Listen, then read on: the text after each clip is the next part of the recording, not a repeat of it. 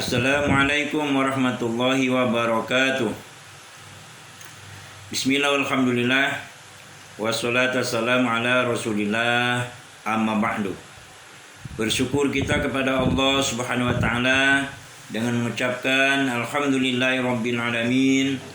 Bersolawat kita kepada Rasulullah sallallahu alaihi wasallam dengan mengucapkan Allahumma sholli ala Sayyidina Muhammad wa alihi wa sahbihi wa sallim. Para mahasiswa sekalian yang dimuliakan oleh Allah Subhanahu wa taala, wabil khusus mahasiswa yang mengambil mata kuliah usul fikih yang kedua, prodi hukum keluarga, semester 3, Sekolah Tinggi Agama Islam Al-Mustahadah Pekanbaru. Di usul fikih yang pertama kita sudah belajar tentang pengertian usul fikih, ya, manfaat belajar usul fikih, dan kita juga sudah membahas tentang am dan khos, mutlak dan muqayyad, kemudian mafhum muwafaqah, mafhum mukhalafah, kemudian hakikat, mazaz, kemudian masih banyak lagi ya yang sudah banyak yang kita sampaikan kemarin di materi usul fikih yang pertama. Sekarang kita lanjutkan, kita teruskan mata kuliah usul fikih yang kedua, yang mana untuk materi usul fikih yang kedua ini kita membahas tentang sumber-sumber hukum atau dalil-dalil hukum Islam. Sumber-sumber hukum Islam atau dalil-dalil hukum Islam.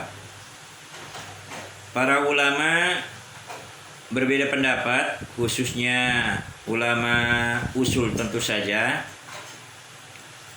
terkait masalah perbedaan sumber-sumber hukum Islam atau dalil-dalil hukum Islam. Ada yang membedakan, ada yang menyamakan. Ya. Yang menyamakan berarti sumber-sumber hukum Islam atau dalil-dalil hukum Islam itu sama saja, barangnya itu juga. Adapun para ulama yang membedakan,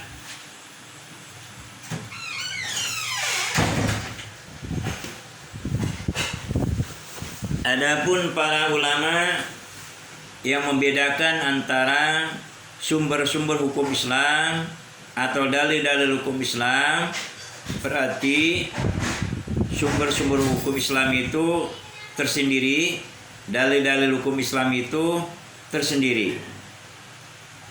Secara garis besar, sumber-sumber hukum Islam atau dalil-dalil hukum Islam itu terbagi dua.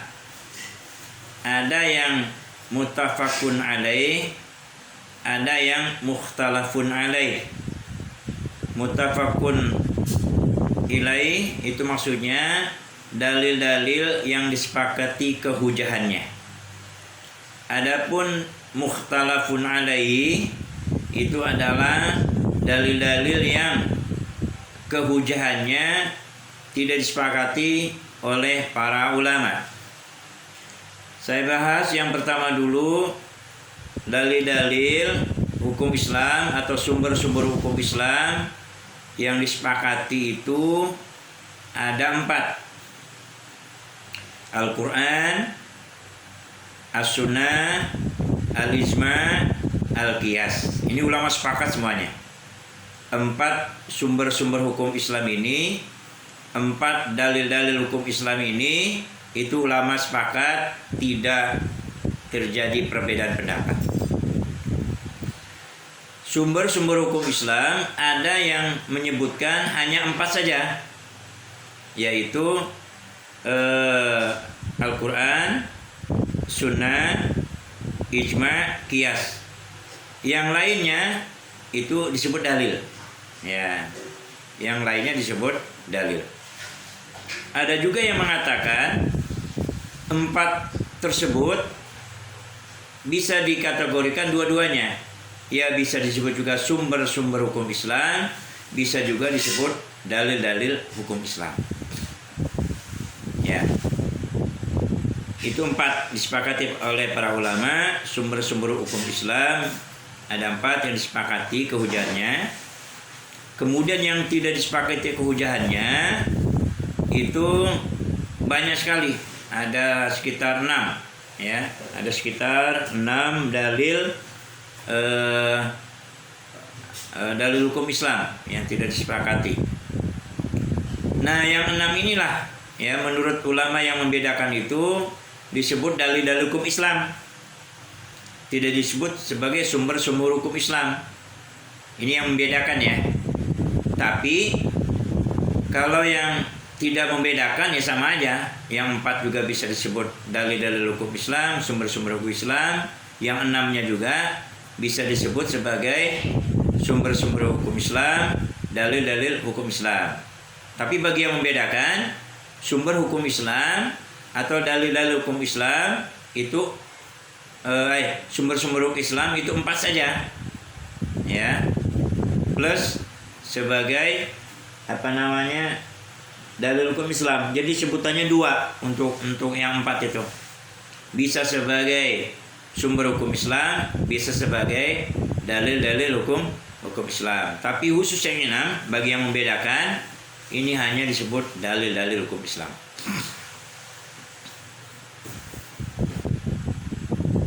Dalil-dalil hukum Islam yang tidak disepakati kehujahannya tadi sudah saya sebutkan ada 6 ya. Yang pertama istihsan. Ya, yang pertama istihsan, saya tidak jelaskan dulu apa itu istihsan dan contoh-contohnya. Istihsan. Yang kedua maslahah al-mursalah. Yang ketiga qaulus sahabah. Yang keempat syar'u man qablana. Yang kelima al-uraf atau al-adah. Kemudian yang keenam syaddu dhara'i. Ada juga yang menambahkan karena ada syaddu dhara'i artinya menutup jalan, maka ada yang mengatakan fatqud dhara'i. Jadi dengan demikian yang tidak disepakati kehujahannya itu ada 6 atau ada 7 ya. Karena fatul dhara' itu ya karena mengambil lawan daripada syadud dhara'i. Nah, ke-10 atau ke-7 ke-10 atau ke-11 sumber-sumber hukum Islam atau dalil-dalil hukum Islam itulah yang akan kita bahas, dan sistem pembahasannya adalah secara presentasi ya, secara presentasi. Karena jumlah mahasiswa kita cuma 3 orang, maka tentu saja harus dibagi habis ya. 11 orang itu 11 judul itu berarti dibagi 3 orang ya, dibagi 3 orang. Jadi satu orangnya itu ya 4, 3, 3 karena 11 kan, 4, 3, 3 ya. Yang satu orang pertama, misalnya satu orang pertama itu Luqmanul Hakim ya. Luqmanul Hakim itu membahas atau kita bagi langsung aja lah ya. Untuk Luqmanul Hakim itu materi yang akan dibahas adalah tentang sumber-sumber hukum Islam atau dalil-dalil hukum Islam yang disepakati 4 berarti. Itu yang dibahas, Al-Quran, As-Sunnah, Al-Ijma', Al-Qiyas. Nggak usah panjang-panjang pembahasannya, pengertiannya saja. Kalau ada pembagian-pembagiannya, kemudian contoh-contohnya. Itu saja, nggak usah banyak-banyak. Pengertiannya, pembagiannya, contoh-contohnya. Nggak usah banyak-banyak pembahasannya. Nanti yang kedua, Pak Nanang, ya. Yang kedua Pak Nanang itu ngambil 3 lah ya. 3. Yaitu istihsan, kemudian maslahah al-mursalah, dan qaulus sahabah. Maslahah mursalah, qaulus sahabah. Dicatat nanti ya. Kemudian yang Fakhrur Raji, ya, yang Fakhrur Raji itu sisanya, ya. Sisanya tadi apa tuh? Al-Uraf, kemudian Syar'u man qablana, kemudian Syabul Dhara'i, ditambah lagi Fathul Dhara'i. Ditambah lagi Fathul Dhara'i. Jadi 4 3 4 ya jatuhnya ya. 4 3 4 ya. 4 3 4. Luqmanul Hakim 4 poin. Kemudian Pananang 4 poin. Pananang 3 poin. Yang Fakhrur Raji 4 poin. Ya. Itu yang harus diselesaikan makalahnya ya. Untuk pertemuan berikutnya presentasi secara singkat, ya, hanya menjelaskan 3 poin saja, pengertian, pembagian, dan contoh-contohnya. Untuk lebih konkretnya, lebih jelasnya, nanti akan saya tuliskan ya video saya ini secara singkat itu di Classroom. Ya, di Classroom mata kuliah fikih zakat dan usul fikih 2. Ya. Para mahasiswa sekalian yang dimuliakan oleh Allah Subhanahu wa taala, dalil-dalil hukum Islam ini perlu kita pelajari meskipun secara global gitu ya, mempelajarinya agar kita tidak mudah menyalahkan orang, ya, tidak mudah menyalahkan orang, tidak gampang membid'ahkan orang kalau kita tahu dalil-dalilnya.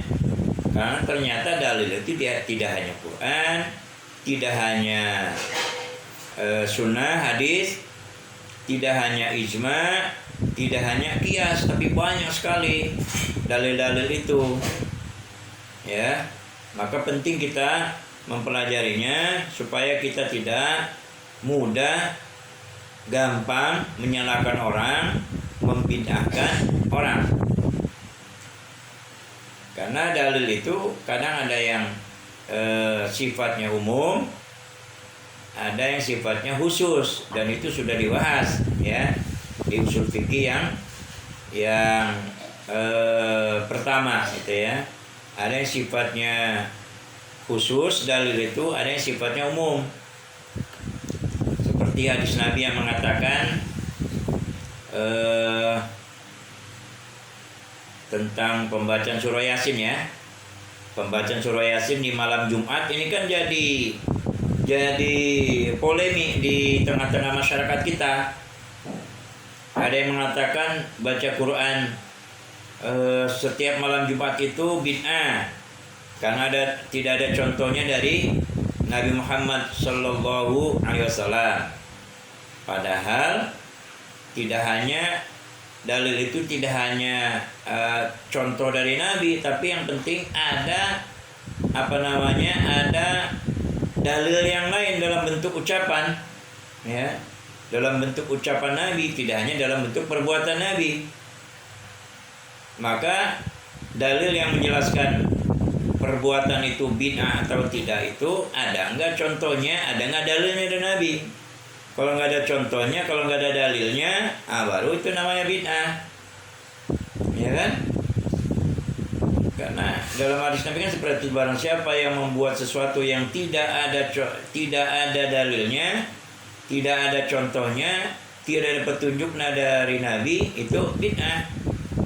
Nah, kalau ada contohnya, kalau ada dalilnya, ada petunjuknya, baik petunjuknya itu khusus maupun petunjuknya itu umum, itu tidak bisa dikatakan bid'ah.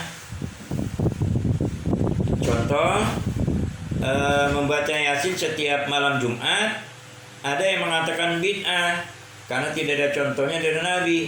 Memang Nabi tidak mencontohkan membaca Quran surah Yasin itu di hari Jumat, tapi dalilnya ada.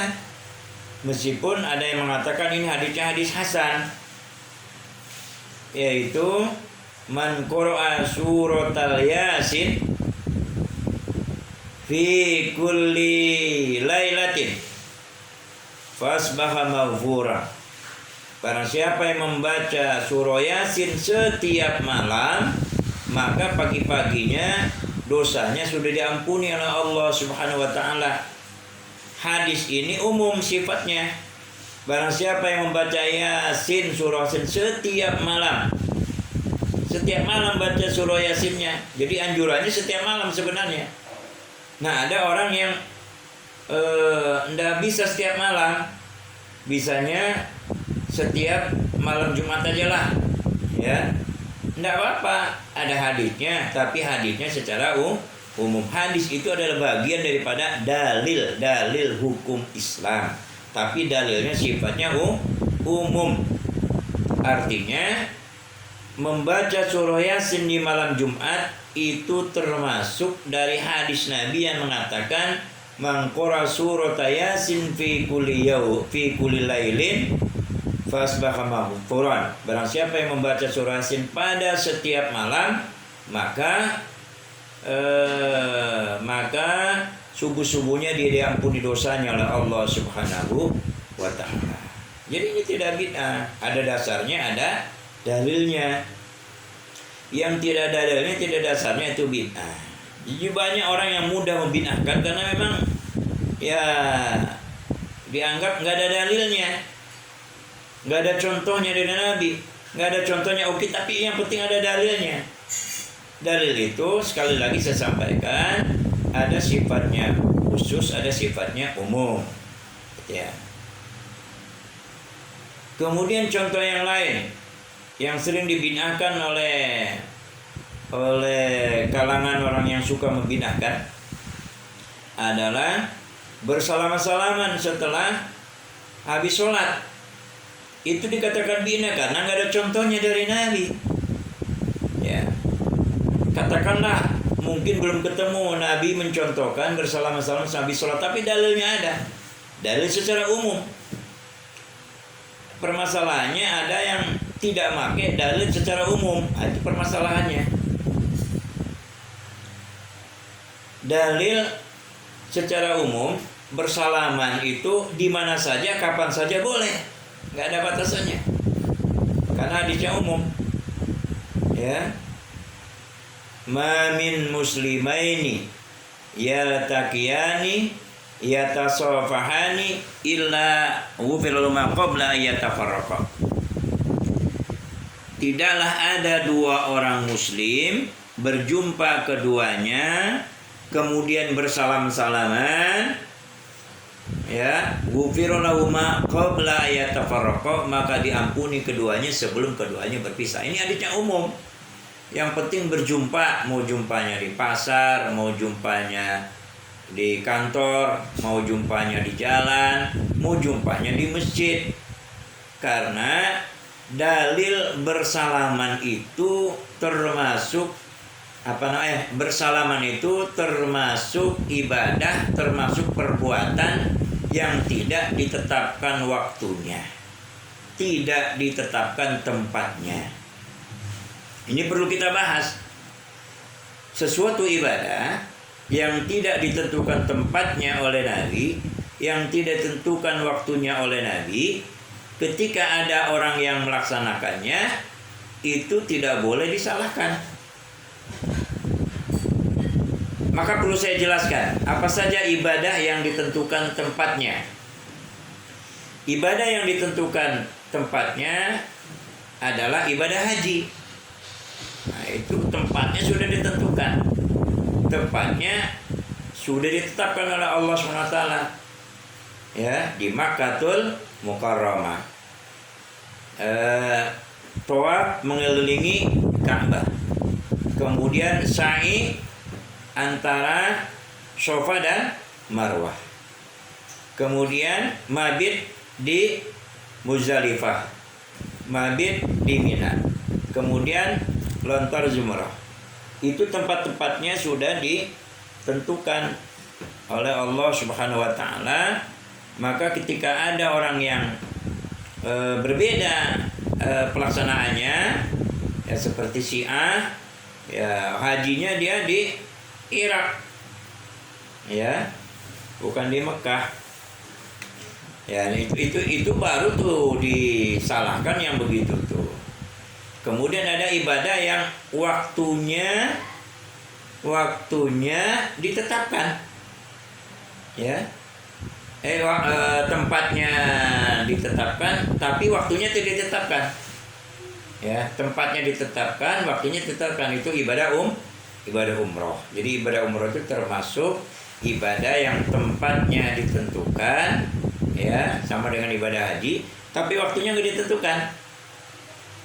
Ya, kapan saja. Kalau haji nggak bisa, ya, waktunya sudah ditetapkan. Ya, ibadah haji itu ibadah yang tempat dan waktunya sudah ditetapkan, gitu ya.